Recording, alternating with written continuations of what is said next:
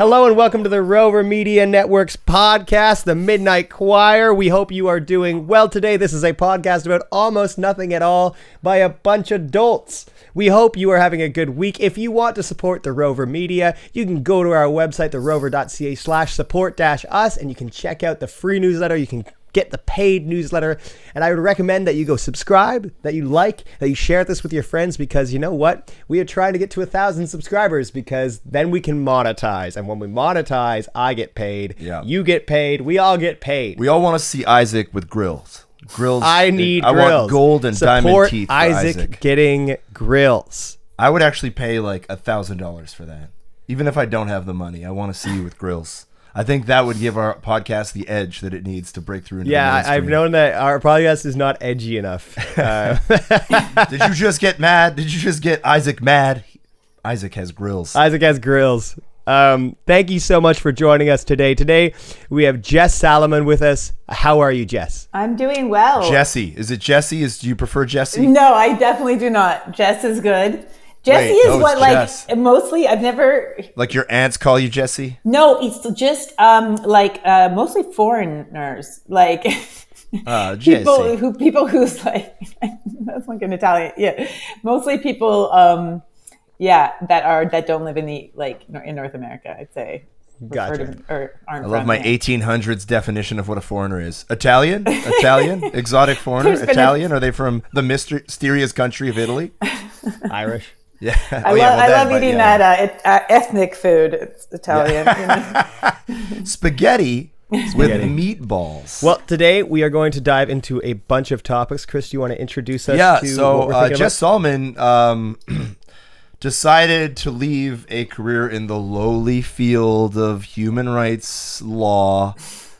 You know, nobody respects Embarrassing, that. I know. And the whole family I can't believe you're bringing this up. The shame of the family. And decided to become a stand-up comedian. As one does. But the thing is, a lot of people would crash and burn. And I'm sure there have been some crashes and some burns. But Jess was on the Tonight Show, which, last time I checked is a gigantic honor in the profession of stand-up comedy. It's like being knighted. And and most recently, Jess has started writing on Substack. What's your Substack called, Jess? It's called Salomon Says. And Salomon Says, and it's SALOMON. SALOMON says. Yeah. .substack.com. Check it out. You've got you've been kind of like deconstructing a lot of what you learned growing up. I as like a Zionist, that's I think that's a lot of the heart of it, is that Zionism and Judaism are so tightly intertwined that it becomes really hard to speak about one without speaking about the other. All of which is to say, Jess, thank you so much for coming on. Yeah. And we really appreciate that you're joining us from your home in New York City. Yes, Brooklyn. To us lowly Montreal. Brooklyn, you just made the Trump accent. Yeah. Your home in New York City. It's just tremendous down there. He's searching for a different word. Very. There's no other word. I don't know, man. So let's dive into it. Jess, how did you transition from being a human rights lawyer to being a comedian? I mean, it was a very long time ago at this point, but at the time I was working in the appeals chamber of the Tribunal for the Former Yugoslavia, and Amal Clooney was there, and the place just wasn't big enough for both of us, just it's like, look, 2 stars. Yeah. I will go become the celebrity, and then I did not. You gotta make then she married right? George Clooney a few years later. Oh, like, damn it! That's pretty cool. Yeah. I heard. I remember somebody mentioned that she was. There was like the rumor had started that she was dating George Clooney, and I went to we were friends on Facebook, and I went and her account was gone. Oh man. We weren't closer at all, but we worked in the same place. A couple of works group. Well, look, when you get famous, you got to get rid of the hangers on. I'm sorry, Jess. Yeah, I know. I was hoping I could get rid of people first, but I need everyone I can get to subscribe to my Substack. Okay, sorry. So subscribe to Jess's Substack. She also needs a grill. I do. I need a free Palestine grill. What? So you you start like, because it's not, it's a huge leap of faith, right? Like it's not, I imagine you're getting by okay as a lawyer, as a human rights lawyer for the United Nations. It's a really, in particular, a good gig because you don't pay tax when you work at the UN. Amazing. If you're not international laws, just international waters, you can gamble, you don't pay taxes. I mean, the things that I saw people that had diplomatic status bring in their suitcase. Oh, wow.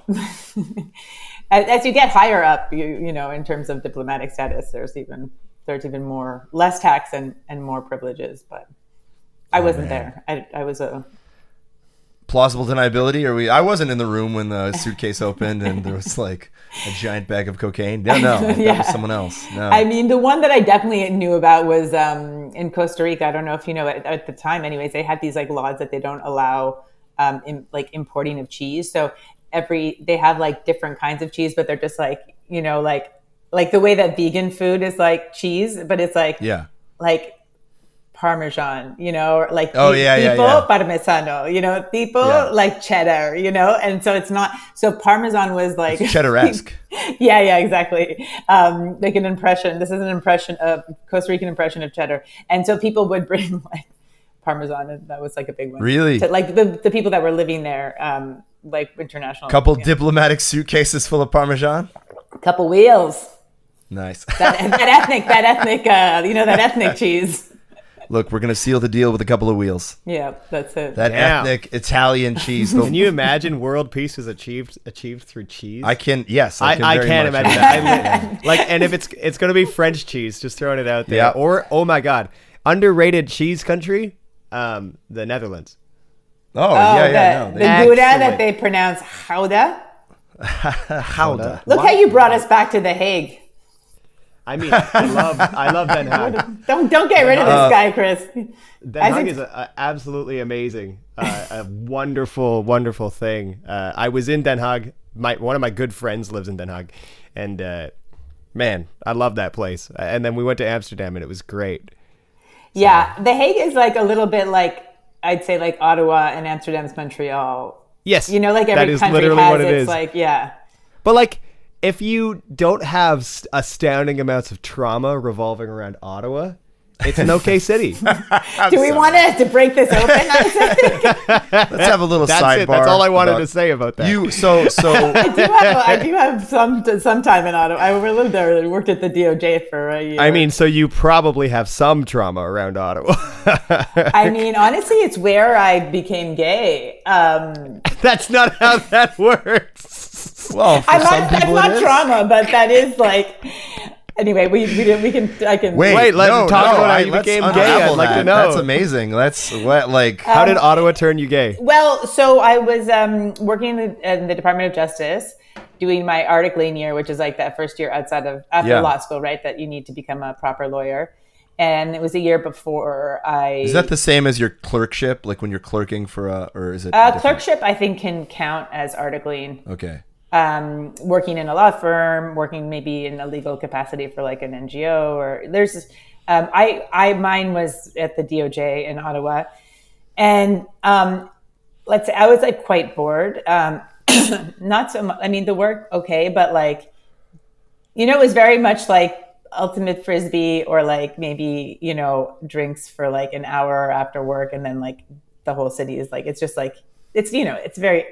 You have to know where to go. I didn't, you know, and because mostly I just like, I had some friends and whatever, and we had an okay time. But what I would do is I would go to the Rogers Video, and I started renting DVDs of the L Word, the original L Word.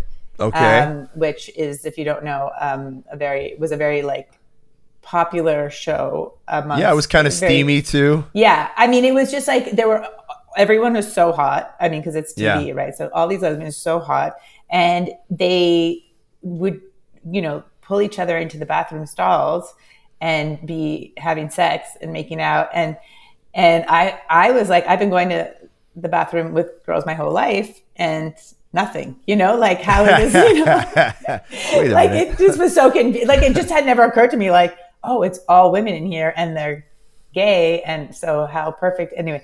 So so that's when I decided I wanted to at least like have like a lesbian experience or whatever you want to call it. And because I'd go back home and then I would just like fully delve into that show. And that's what led me to like,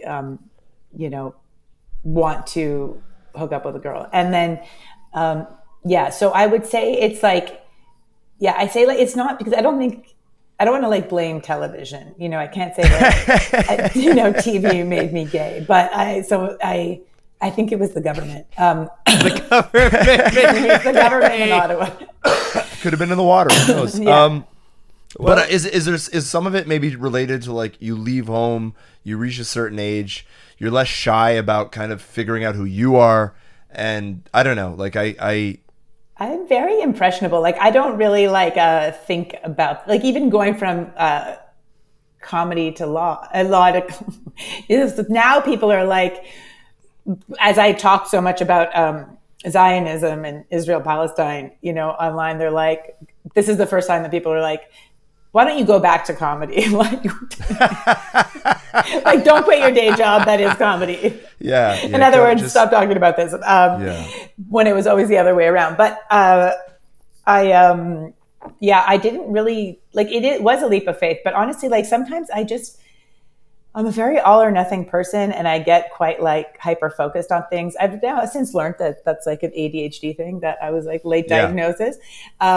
Because when I was doing law, I wasn't like obsessing over comedy, but there was a point at which I was watching The Daily Show because I was able to like stream stuff on. It was like torrents or whatever, at the time. And so I was watching Jon Stewart on The Daily Show, and it was like at the height of his sort of impact that on like the political public discourse, where it like was at 0405. Yeah, like where he got Crossfire, the show, canceled. With Tucker Carlson on one side of it, but then like Jim Carvell on the other. That's who. Okay, I always forget who the other one was. Jim Carvell. Yeah. Look at you guys with the impression. So and I just started to see like the potential for comedy as advocacy rather than law. Where was I going with this? So that was it. I started kind of like obsessing about that idea, and then I just thought, well, I'll just leave law, no problem. Like I didn't know what.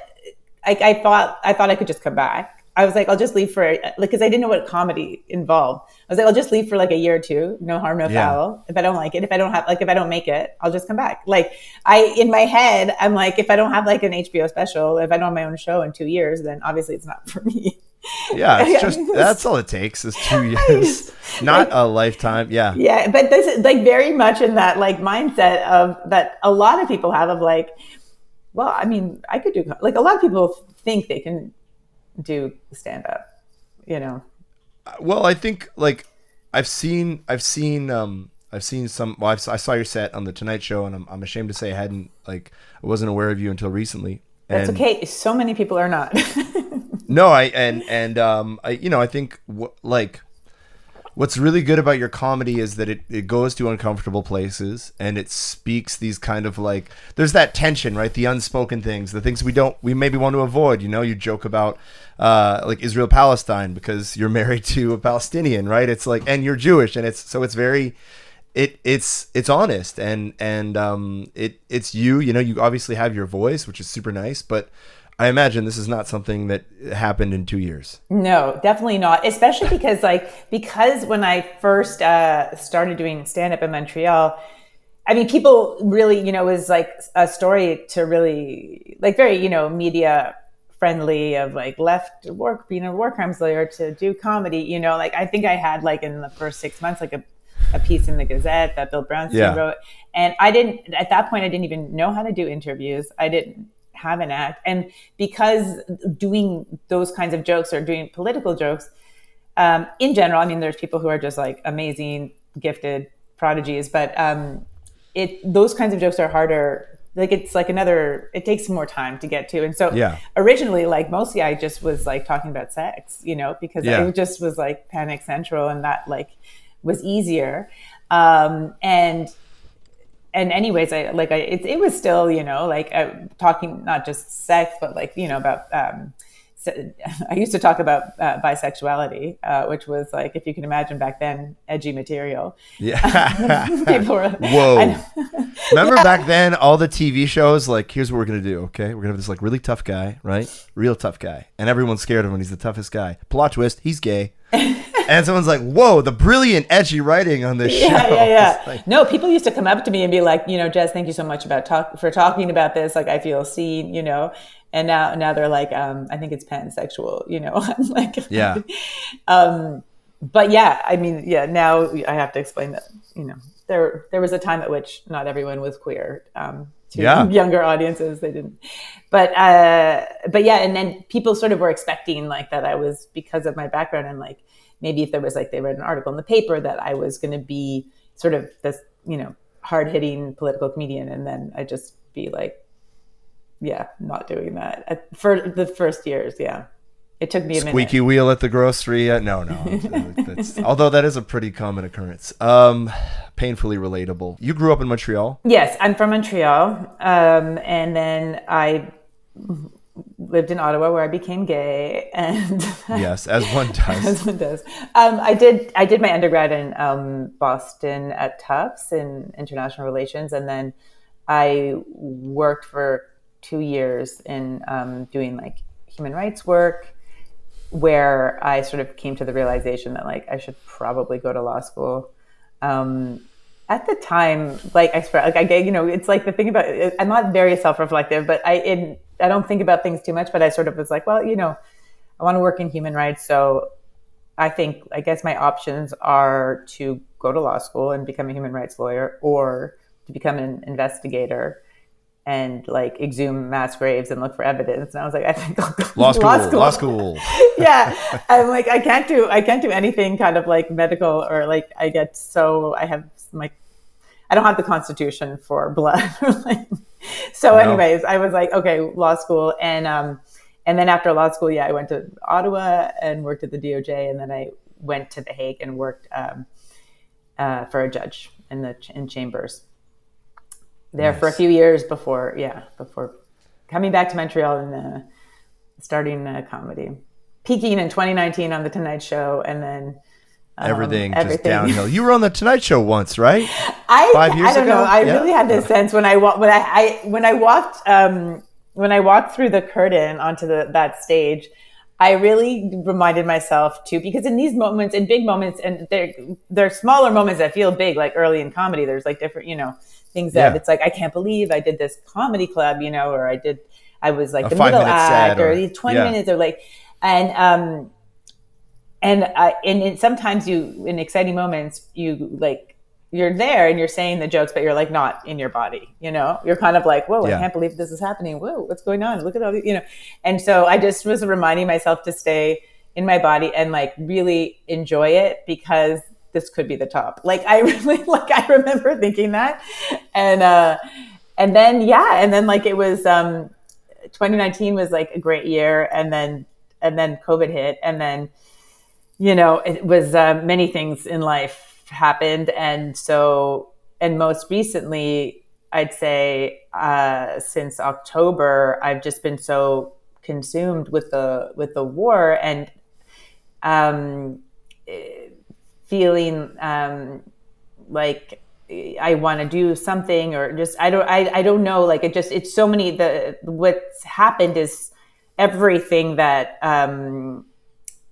I've cared about in my whole life kind of really coming together, where in a way where everybody is aware of it now, because I've been talking about it for some time. And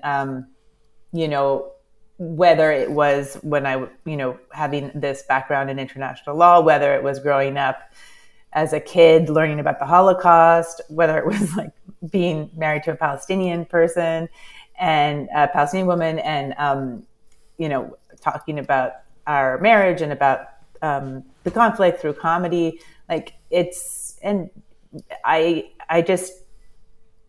sort of become, again, I'm very like kind of hyper focused. So I found, because I've been sort of connected to this topic for so long, and so many people were really tuning in for the first time and educating themselves and feeling a responsibility finally to speak up because because it's like a genocide at this point, because it's not just sort of the everyday slow ethnic cleansing that doesn't make the news.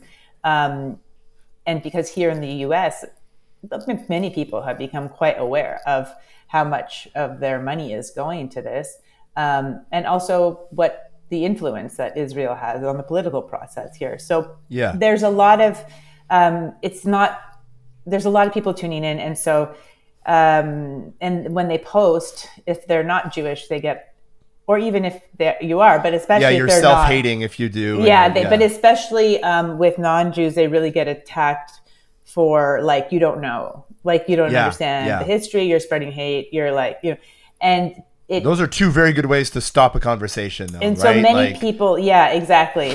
And so I've been trying to sort of, because I know these Zionist talking points so well, kind of offer arguments for people, like how to respond. Whether I provide like a support. Was that the latest post on your Substack? My latest post on my Substack. Don't debate, but if you have to engage. Basically, like, I started doing it on Instagram, and I still do, like in slides, kind of. I knew, like, from, I guess, by like early October. Well, not early, but like early close to the 7th, let's say. Like by like I knew that the human shields thing was going to come up. So it always comes up, So I was early on with slides about that one, and can we deconstruct some of that right now? Sure. Because that's like, because I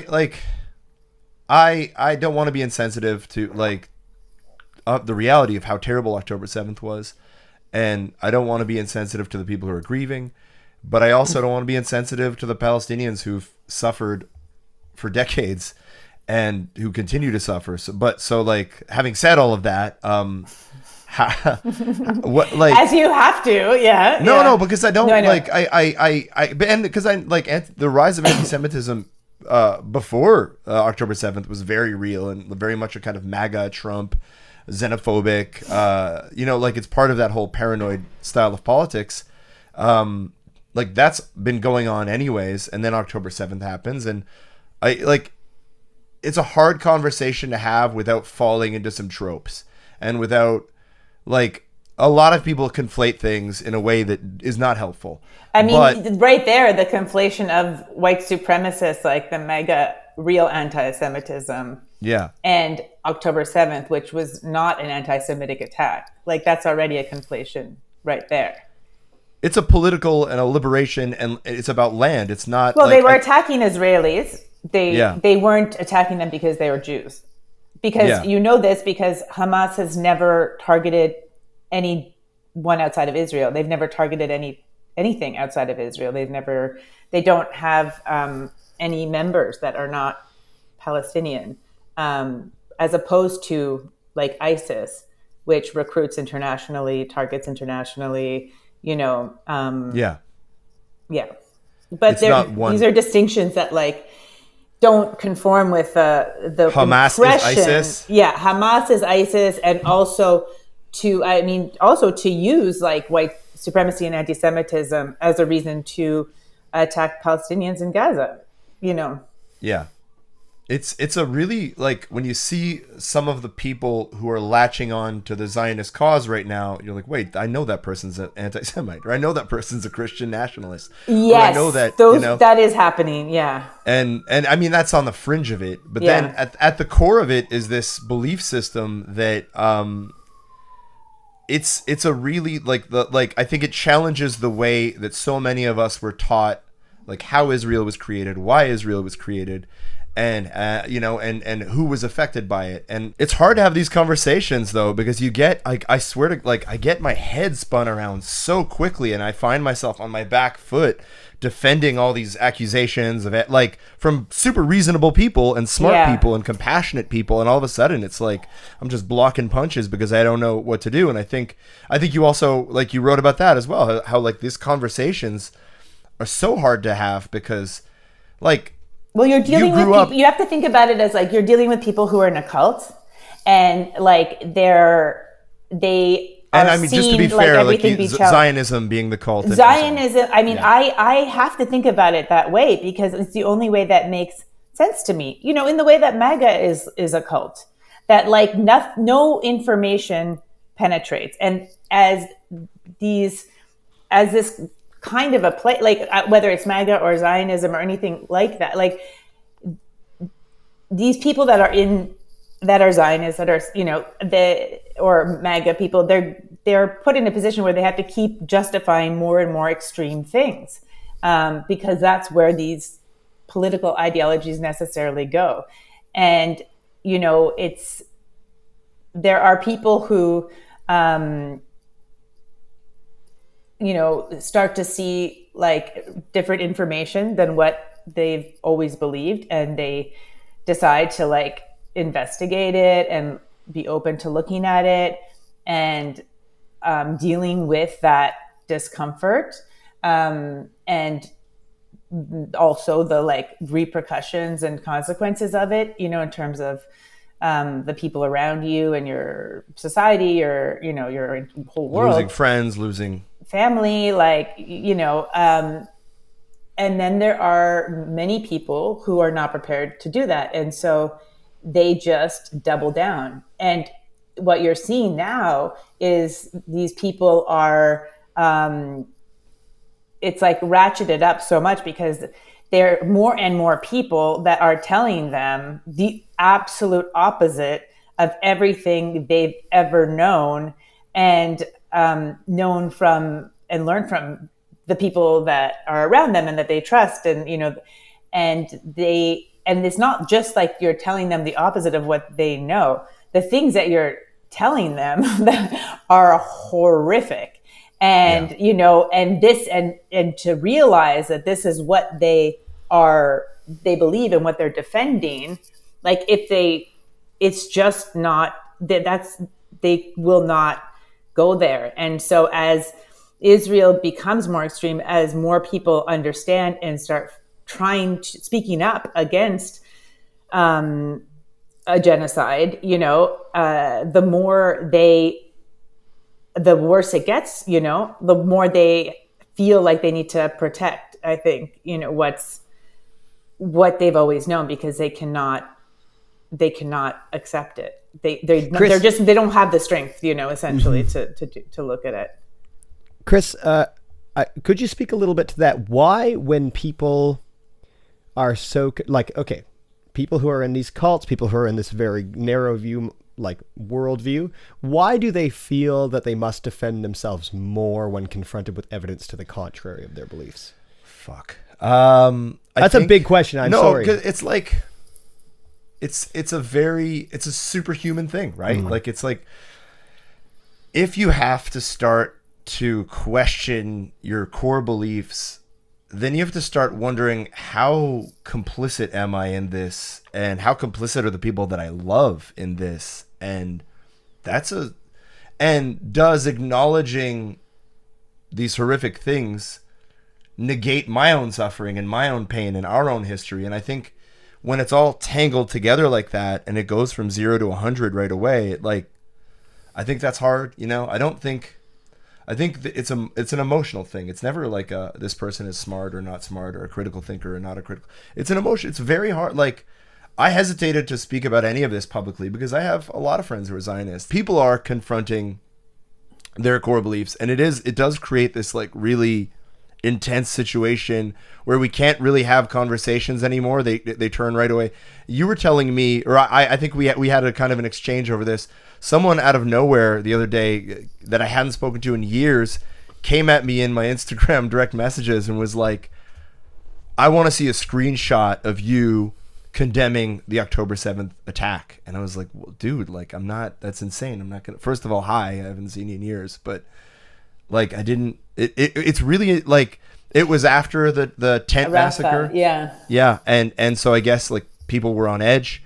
And I think you were saying like you'd seen someone else talk to you about a similar incident. Yeah, I saw your tweet, and then like within a minute, I got a DM in my Instagram from someone who said that this friend of theirs invited him to the park, and talk to him, like basically about Israeli propaganda for 3 hours, like out of also like an out of nowhere or something, like I forget the DM, but it was something like that. Very similar, somebody out of nowhere. I mean, the last Substack, I mean, I need to write a new one for this week, but anyway, basically it's what I talk about is like the more horrific and more witnessed the situation is. So like the tent massacre was so all of it is horrible. It's still going on. But there were images from Rafah, from what's known as the tent massacre, that circulated very, very widely, because there was especially a video of a man holding a baby who did not have a head. And so, that was a moment that, it was, people were very much tuned into, very much horrified by. And when that happens, the Zionist machine, whether it's people that are paid influencers, propagandists, or just regular people who feel like, oh no, everything I know, is being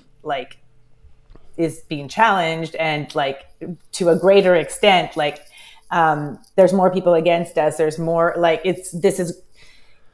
at what they're saying. And that gets ratcheted up more. So I think that when it's people are writing all eyes on Rafah or whatever, you see how immediately the machine is like, well, why aren't eyes on Israel? There were some rockets, or why aren't October's? Okay, they're always bringing every single conversation is them recentering themselves as victims, bringing the conversation back. You could be talking, we're here in the end of, now beginning of June, and you're writing about something currently happening, and they're like, what about October 7th? What about the hostages? Yeah. What about anti-Semitism? It's just back to the thing, because it's this is the cultish, mentality that they just always bring it back. People do it intentionally. People do it unintentionally. It feels lazy, though. It feels like because Zionism is anti-intellectual in the same way that MAGA is. It's why they can look at every expert in the world on international criminal law, including people who are Holocaust survivors and judges at tribunals, and say this is anti-Semitic. Because it's Jesus. Oh, you know what? There's the scientists and COVID. What do they know? They're actually bad. They're actually doing that. It's the same, because they don't have any way to engage on the actual facts. And as you say, it's emotional. That's all they have is but what about my emotions? But what about, they're in a place where somebody talking about Islamophobia, it's why aren't you talking about anti-Semitism? Or you talking about Islamophobia is anti-Semitic to me, feels anti-Semitic. Yeah. It's the students, You're negating. The students are, the students that are Zionists, that are arriving at university and seeing this on a grand scale at a young age, when they've just come from, this indoctrination their whole life and haven't been exposed to anything, they're they feel unsafe, but they're not unsafe. What they're feeling is uncomfortable with, people saying everything that the complete opposite and horrific things about everything that they believe in. And someone some people have literally brought knives to the encampments. In Canada, you had someone, I believe, at the University of Toronto, and someone at the University of Ottawa come by with a knife, start cutting things on the fence, and then a visibly Muslim woman confronts her at a safe distance, and the woman just pulls a knife out, and she's not arrested, not there's a weird, I think, double standard on that. Oh my God. And I mean, the things that have happened to Palestinians and pro-Palestinian protesters, if that actually happened to Jewish people, okay, but there's been early on a child murdered in Chicago. Yeah. There were the students stabbed to death. There were students shot in Vermont. At Columbia, they there was like an ex-IDF or student, or I don't know, there's like IDF on that campus, sprayed with skunk spray, like, basically like a chemical Bear weapon mace. that's used in Israel often. Then people ended up in the hospital. Like, these are real things. A sign is not an anti-Semitic incident. Like, but these, when you say like spike in anti-Semitism, you Are you cannot conflating trust. anti-Semitism with anti-Zionism? Or Well, because all of our anti-Semitism organizations are at this point, I don't know any that are not just organizations, like Zionist organizations that weaponize anti-Semitism in the service of Israel. Like, so you cannot look at, the things that B'nai B'rith puts out are like Slightly actual hateful misinformation. Yeah. The ADL, and these people like align themselves with the white supremacists. The ADL, they say a 400% whatever spike in they're counting signs. They're counting a sign that says anti-Semitism. Or like that Zionism equals racism. Like, that's not anti. Like, a sign is not anti-Semitism. Like, that is just making you upset. Like, yeah.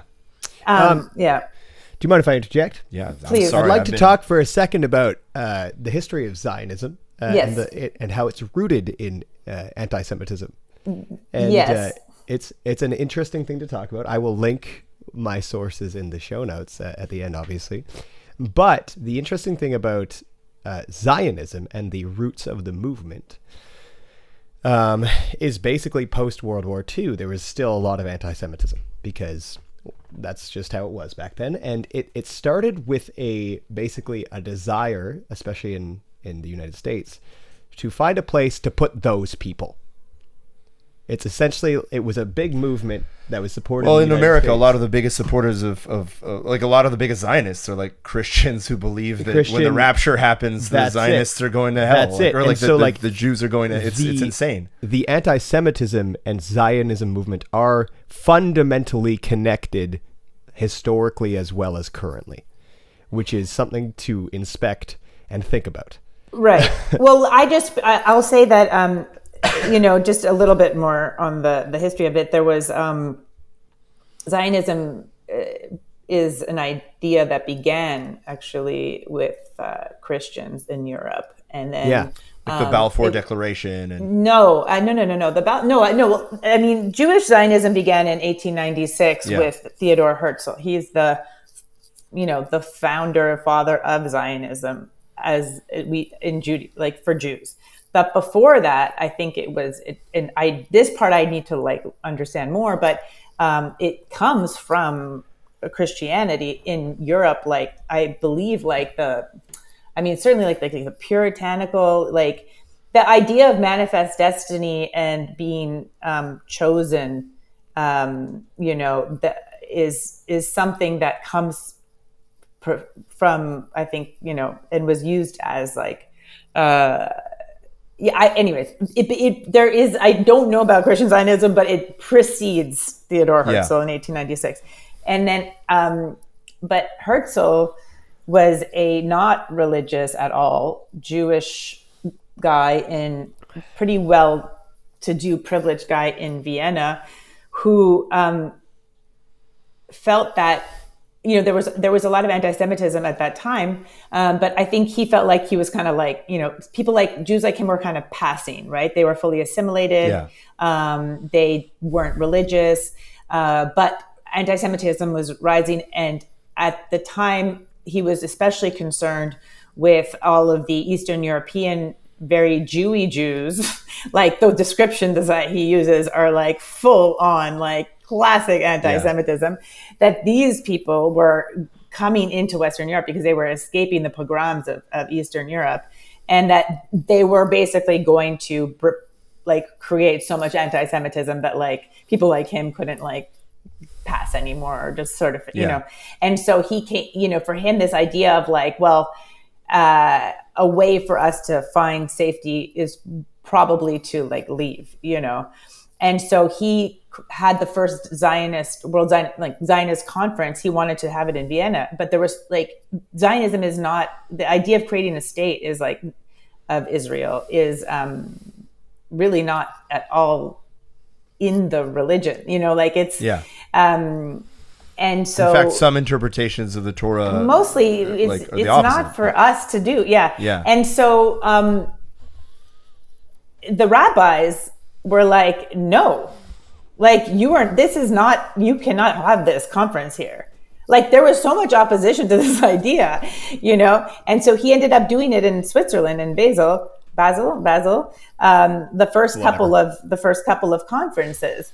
And but politically, there was a lot of opposition to it. There was this in particular, because Zionists, the idea of going and building this proto-state in Palestine, a colonial project as a way to save Jewish people. It came from it had this, it was sort of like a bourgeois imperial type of project, but it also had roots in socialism. And so, but the other leftist opposition group to the Zionists was the Bund, the German, the Bundist. And the Bundists were worker party, who were also leftists, but they believed let's deal with our safety here. Let's deal with people's concrete problems here. This idea of going to this other place and building, this is not dealing with people's everyday poverty, work, issues.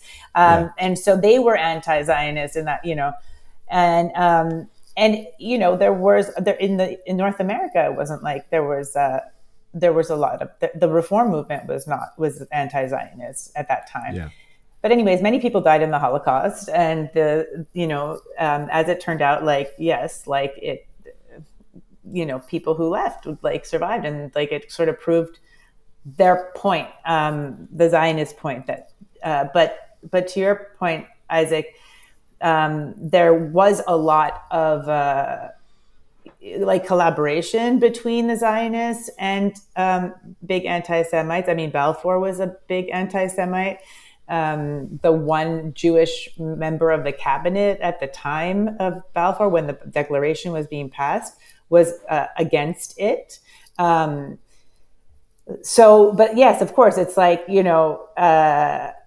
you want us out, we want to go out, it was this weird collusion of people who were against Jewish people who wanted them out.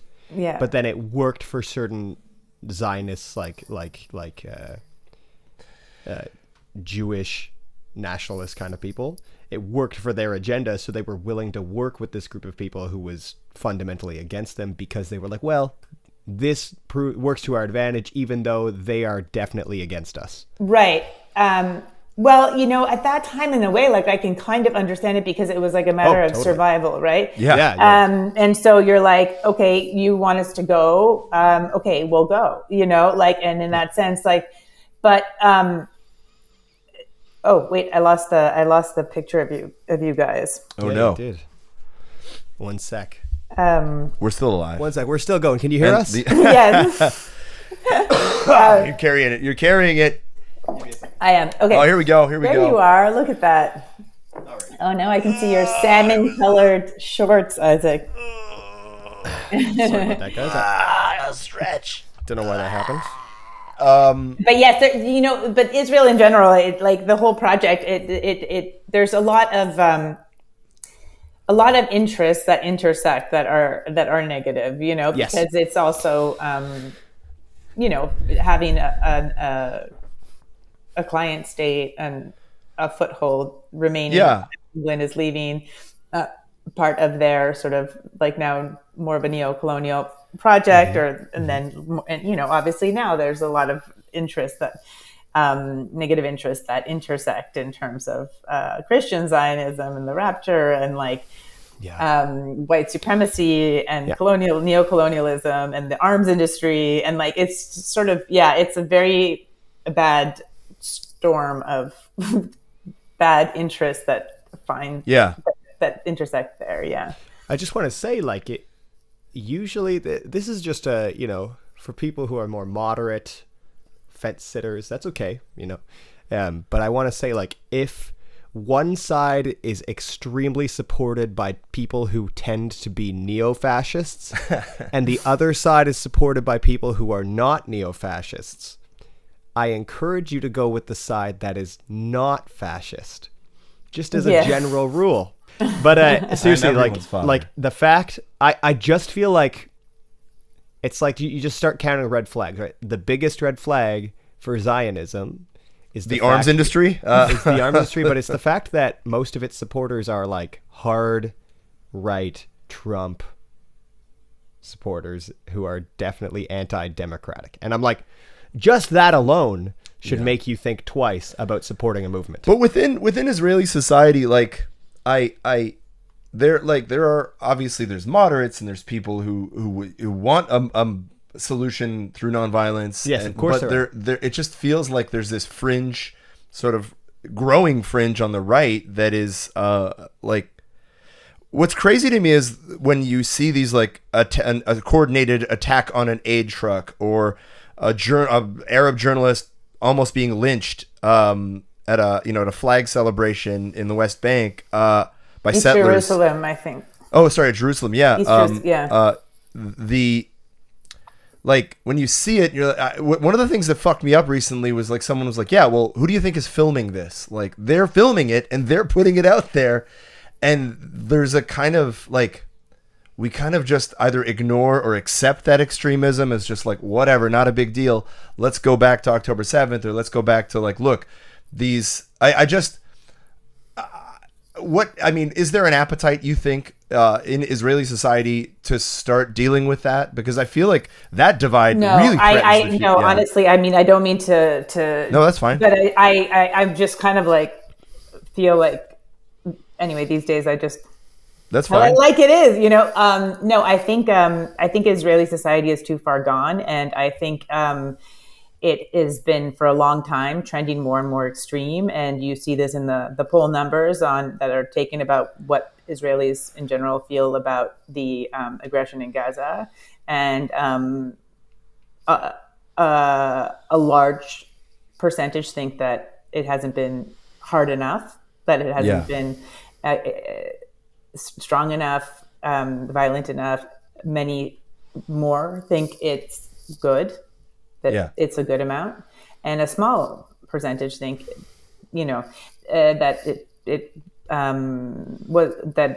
it was too much. But and those are maybe Palestinians with Israeli citizenship, and so these people are not getting any. They don't really. They could get, there is some independent journalism there, but mostly they're not getting an idea of what's going on. And when you look at the electorate, when you look at when there's an election, what the different age groups, how they vote, as you get younger, it gets more and more extreme. So it's the actual opposite of here. So it does not bode well. The state has become, more and more fascist, arresting people for expressing sympathy on social media for people in Gaza. Wasn't a university, like a bunch of university professors either lost their jobs or they were fired because they didn't take a hard enough tack against the Palestinians, or they were against the war. People are going to prison instead of serving in the IDF. There is a small group of brave anti-occupation for a long time now who have been fighting to end the occupation, have been, fighting to end apartheid, to people who are, who have realized what is happening. And some of them, there's a podcast actually that I like to recommend called Disillusioned.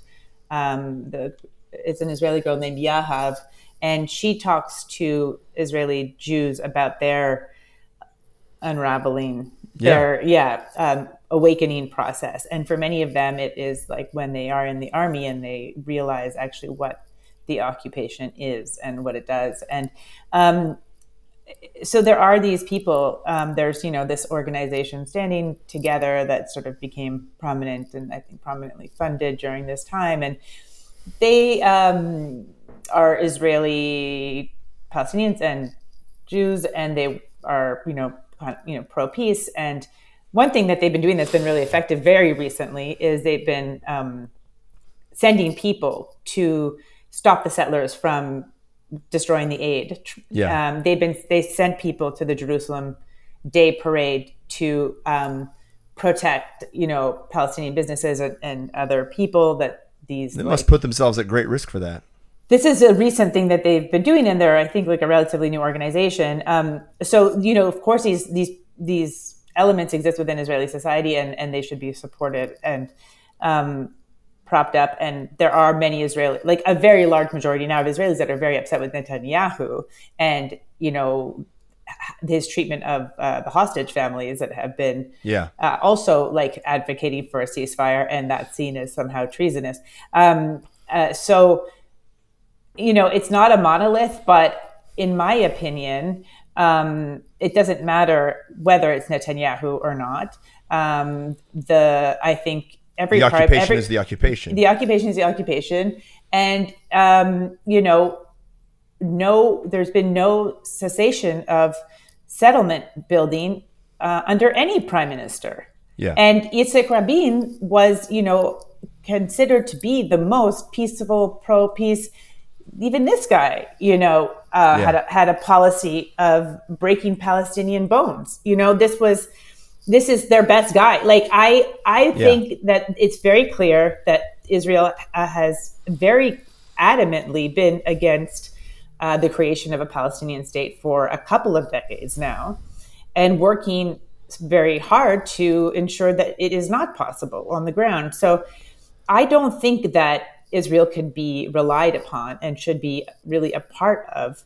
I think that something needs to be imposed by the international community. I don't believe that Israel can be trusted to not continue its project of genocide from the river to the sea. There's a real and that's the irony of from the river to the sea, right? It's in the Likud's charter, right? From the river to the sea, it's only Israel. Yeah, preceding in 77, preceding Hamas by 10 years. Yeah.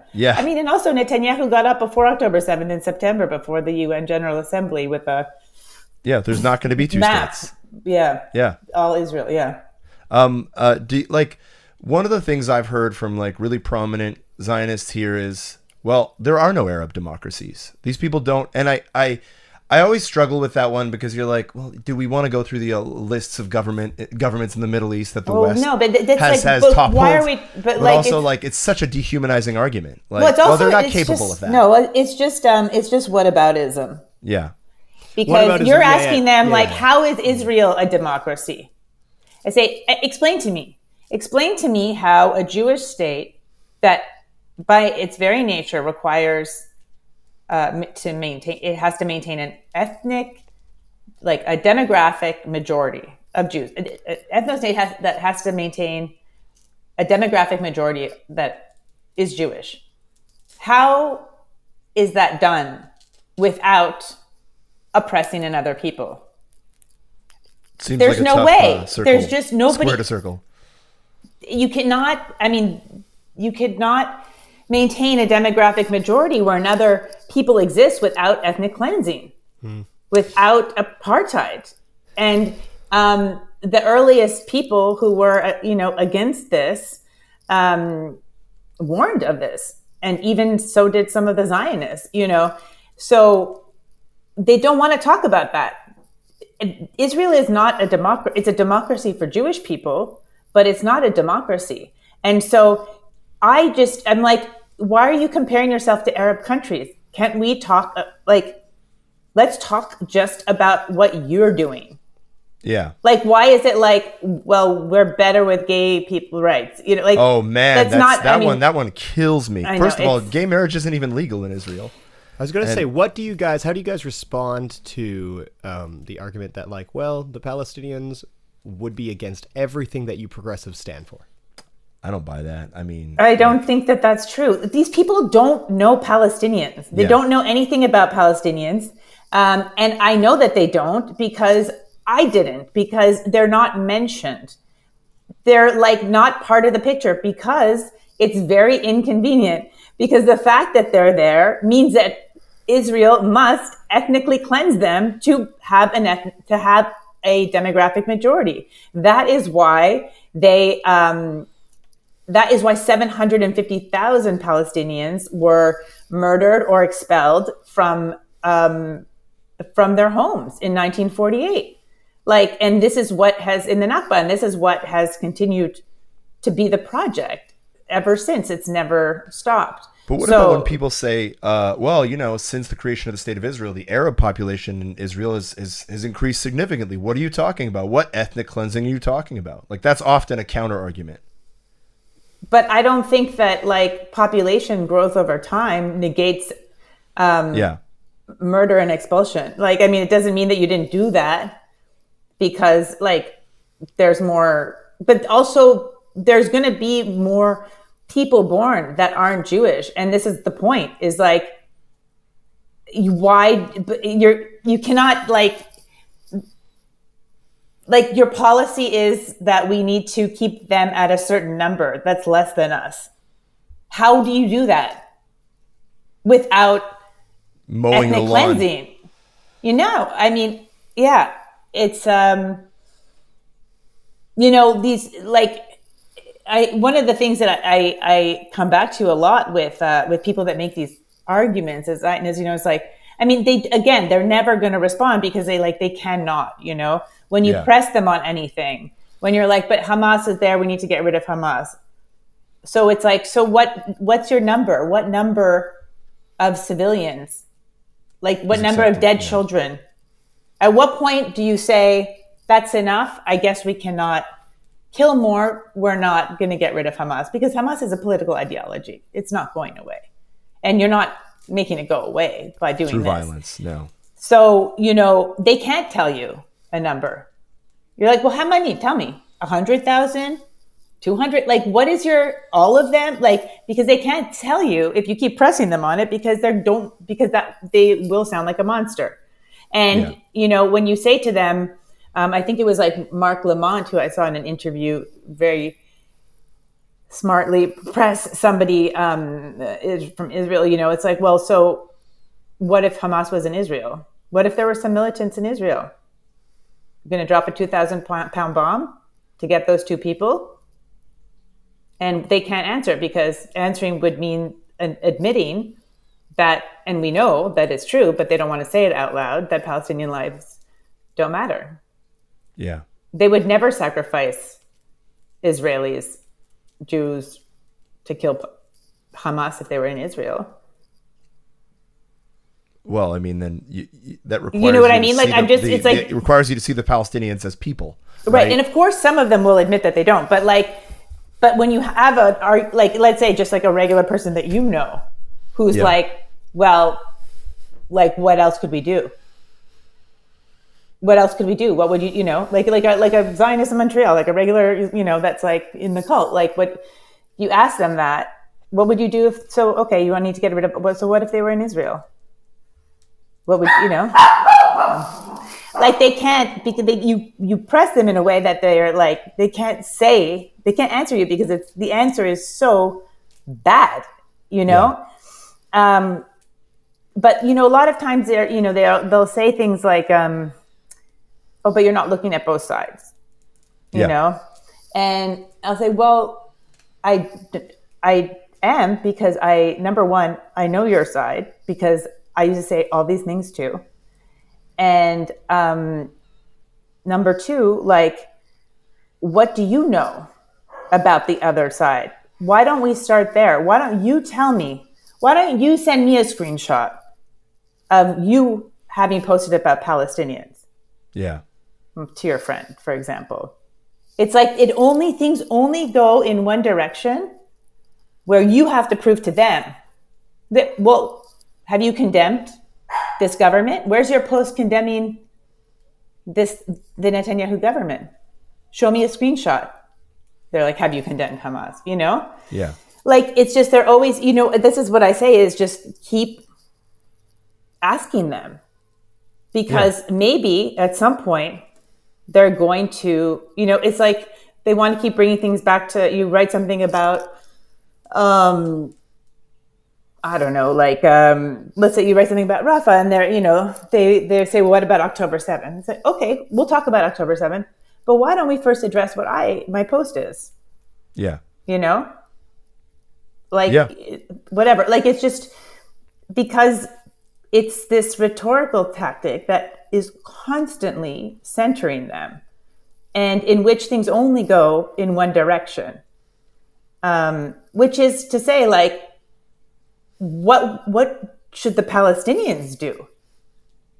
What would you do if you had been, if your land had been taken and you'd been dispossessed and, living under an occupation that was more and more brutal for 75 probably lost years? Some relatives, probably. What would you do if you saw your parents blown up in front of you? What would you do if you were having to collect their body parts in the street and you're 10 years old? You think you wouldn't grow up and also, they're always like, well, where's their Mandela? Where's their whatever? It's like, maybe read a book or like read from a Palestinian perspective to understand what Israel has done to these. Well, maybe they should have this kind of a person. They have. Do you know what Israel has done to them? They have imprisoned them. They have killed them, or they've been punished in other ways. Like, every nonviolent act. I mean, look, going to the International Criminal Court, that's a nonviolent act. Seeking justice in an international forum. And this isn't the first time. The investigation was opened in 2021. And what did Israel do? It withheld the Palestinian Authority's taxes that it also collects. And as you learn these things, you're like, what do you mean Israel collects their taxes and just like collectively punishes the entire place by withholding their money? Like, or why isn't, and then you start to see like, oh, I didn't even know that they did that. Like, I didn't even know that they had that power, the population registry, or that like, you could turn off the water, you could turn off the power, you could turn off the internet, you control the access to the sea. And then they're like, and why they could have been Singapore. Gaza could have been Singapore if only, and then racist assumption that like it's really, to me, when I hear like, why haven't they done this or that? I hear, why did Jews go like sheep to the slaughter? It's the same thing. Yeah. Blaming the victim. Yeah. That's hard. It's all right. That's I'm hard. like, no, I like, yeah. Well, look, I'm really angry, obviously. And with good reason. And that's a good place to end it. Yeah. And I just want to say, like, you are known until very recently primarily as a excellent stand-up comedian. I've read your stuff, and I was so nervous that like, oh, maybe it's going to be really bad, and I'm going to have to say it was good. But you're an excellent writer, and the way it's paced, the way it's personal, the way it's accessible, it doesn't come from a place of judgment. It comes from a place of, I think, curiosity and empathy and introspection, and I love it. And this is me soft pitching you. If ever you want to write something with us, by all means, send a pitch. Cool. We pay okay. Ask Isaac. Everybody subscribe so they can pay. Yeah. No, I would love to. I have many topics to dig into. Yeah. So no, I appreciate it. Thank you. We'll be in touch. Well, thank you so much, guys, for tuning in. If you like what you are hearing, or if you don't like what you're hearing, you should sign up for the newsletter. That's therover.ca/support-us, SUPPORT-US. Go check it out. Sign up for the free newsletter. Get the paid newsletter. Subscribe to our YouTube. Subscribe to the podcast on podcast applications. Like this video, like every other video. We have reporting on... Turn into a sociopath whose only job is promoting our shit. Please. We have videos and news reports from, for example, the Gaza protests here. Yep. We do news reports on wrestling and boxing. We got one coming up on illegal dumping on Mohawk territory. We have reports on illegal dumping on Mohawk territory. Oh, Chris's life is a mess right now, to be frank with you, with all that. I have had death threats over this one. Not in the past. Luckily, not in the latest round of reporting. But in the past, I was explicitly told my neck would be broken by a guy who was about this close to my face, except his face was about here, higher than mine, much larger, terrifying. Please man. check out the stuff. I don't want to die, so please help me.